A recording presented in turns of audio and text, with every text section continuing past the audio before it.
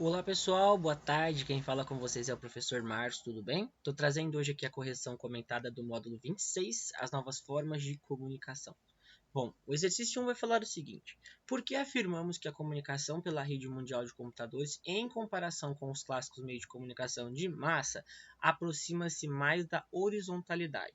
Bom, diferentemente dos meios de comunicação, como o rádio e a televisão, controlados por grupos específicos na sociedade, a internet possibilita maior participação de seus usuários na elaboração e na difusão de conteúdos. Entretanto, devemos observar que as relações de poder existentes na sociedade também interferem na comunicação vigente na rede mundial de computadores. Essa é a resposta da nossa questão de número 1. Vamos agora para a questão de número 2, uma questão do Enem, que vai trazer um textinho, né, falando o seguinte: imagine uma festa. São centenas de pessoas aparentemente viajadas, inteligentes, abertas a novas amizades. Você seleciona uma delas e começa um diálogo. Apesar do assunto envolvente, você olha para o lado, perde o foco e dá início a um novo bate-papo. 30 segundos depois, outra pessoa desperta a sua atenção. Você repete a mesma ação.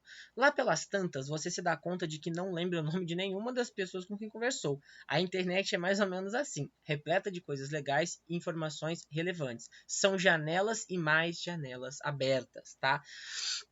Refletindo sobre a correlação entre os meios de comunicação e vida social, o texto associa a internet a um padrão de sociabilidade que se caracteriza pelo nosso gabarito letra C, superficialidade das interações, né? Aqui caracteriza pelo ou pela, né? Superficialidade das interações, é o que ele falou, você tem um conhecimento raso e muito rápido das pessoas e várias pessoas ao mesmo tempo, né?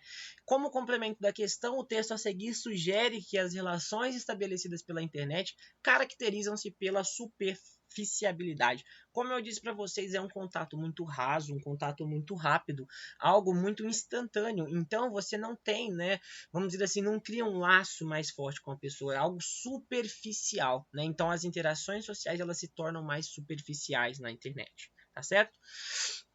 Indo agora para o exercício de número 3, tá? Sobre as redes sociais estabelecidas no universo da tecnologia da informação, é correto dizer que o nosso gabarito aqui é a letra E. Afetam significativamente o conjunto das relações sociais, tá? Então, sobre as redes sociais que são estabelecidas aí no universo das tecnologias da informação, é correto dizer que elas afetam, né, significativamente, ou seja, afetam muito, de forma importante, o conjunto das relações sociais. A resposta correta é a letra E, tá? Como complemento, as redes sociais virtuais introduzem formas de interação social que repercutem no conjunto da sociedade. Então, exercício 3, alternativa E. Indo agora para o exercício de número 4, outro exercício do Enem, que tem um texto, né, introdutório um pouco maior. Vamos aí, então, ler a questão, né? Não estou pensando mais como costumava pensar. Percebo isso de modo mais acentuado quando eu estou lendo. Mergulhar num livro ou num longo artigo costumava ser fácil. Isso raramente ocorre atualmente. Agora a minha atenção começa a divagar, né? Depois de 2 ou 3 páginas. Creio que sei o que está acontecendo. Por mais de uma década venho passando mais tempo online, procurando e surfando em algumas vezes, né? E algumas vezes acrescentando informação à grande biblioteca da internet. A internet tem sido uma dádiva para um escritor como eu.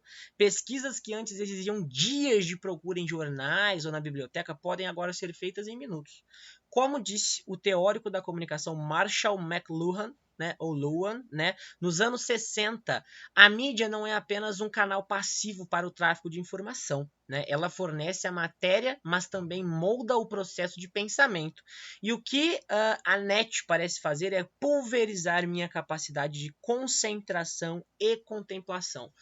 Em relação à internet, a perspectiva defendida pelo autor ressalta um paradoxo, né, um paradoxo que se caracteriza por a nossa resposta, que é a letra A, associar uma experiência superficial, tá, à abundância de informações, né? O texto então ele refere-se ao excesso de informações da internet, tá? E seus efeitos negativos sobre a capacidade, tá, de concentração intelectual. O texto deixa isso claro, né? À medida que a gente foi lendo aí, desenvolvendo a leitura, né? Ele até fala aqui, ó, creio que sei o que está acontecendo. Por mais de uma década venho passando mais tempo online procurando e surfando e algumas vezes acrescentando informação à internet, tá? Então ela tem sido uma dádiva para um escritor, como o cara, né, que tá falando. Então pesquisas que antes exigiam dias de procura, né, nos jornais, na biblioteca, agora podem ser feitas em minutos, tá?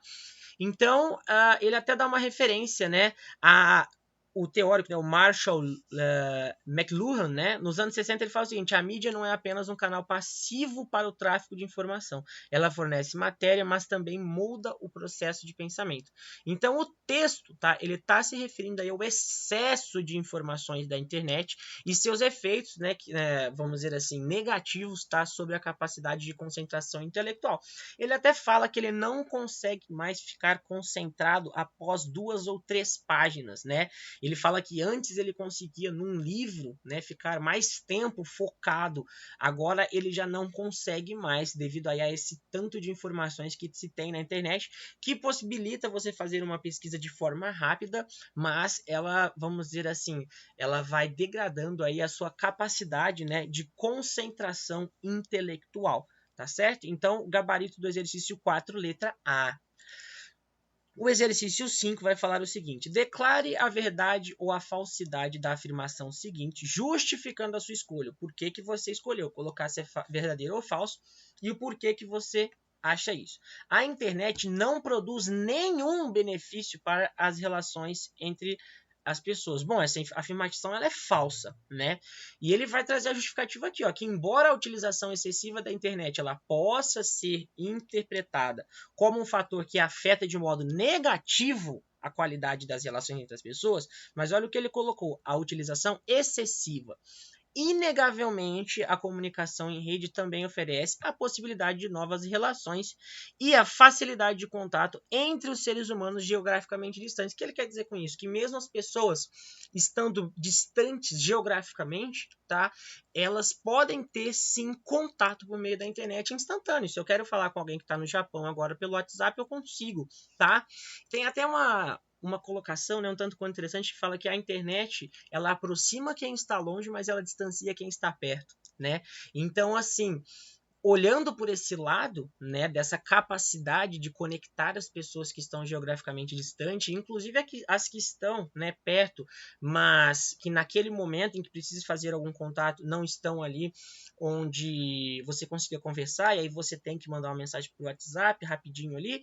Olhando por este lado, né, a internet ela traz sim facilidade, né, ela traz benefícios. Porém, o uso excessivo ele é interpretado sim, né, que como um fator que afeta de modo negativo aí a qualidade das relações entre as pessoas próximas. Como eu disse para vocês, né, ela traz para perto quem está longe, mas ela afasta quem de fato está perto.